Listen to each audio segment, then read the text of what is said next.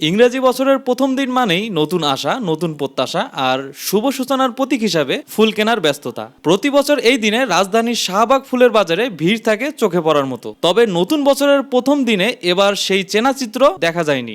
শাহবাগ মোড় থেকে শুরু করে আশেপাশের ফুটপাত জুড়ে সাজানো ছিল গোলাপ, গাঁদা, রজনীগন্ধা, জারবেরা ও গ্লাডিউলাস। রঙিন ফুলে বাজার সেজে উঠলেও ক্রেতাদের উপস্থিতি ছিল কম। সকাল থেকে দুপুর বিক্রি ছিল ধীরগতির। ফুল ব্যবসায়ীরা বলেছেন, ফুলের দামও তুলনামূলকভাবে স্বাভাবিক রয়েছে। তবুও প্রত্যাশিতভাবে বিক্রি না হয় হতাশ তারা। তোড়া চলে, লাল গোলাপ চলে, এগুলা বেশি চলে, লিলি চলে, এগুলা বেশি চলে। কিন্তু এখন তো বেচা কিনে নাই আগের মতো, ওরকম কম চলে, একবারে কম চলে।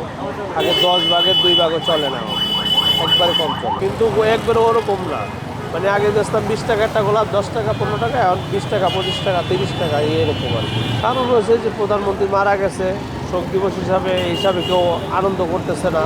আবার অফিস আদালতগুলো এখন বন্ধ, এর জন্য এসে সবচেয়ে সমস্যা হয়ে গেছে।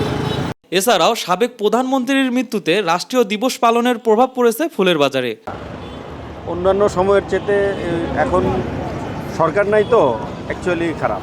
সরকার থাকলে ফুলের ব্যবসাটা একটু চাঙ্গা থাকে, রাজনৈতিক একটু কর্মকাণ্ড থাকে, রাজনৈতিক কর্মকাণ্ড একবারে নীল, তো ফুলের ব্যবসাটা তুলনামূলক অন্য সময়ের চেয়ে খারাপ। এখন হচ্ছে সিজনাল টাইম, তো এই সময় অন্যান্য বছর যে এরকম সেল হতো, এবছর সেল কিছু কম, তুলনামূলক কম।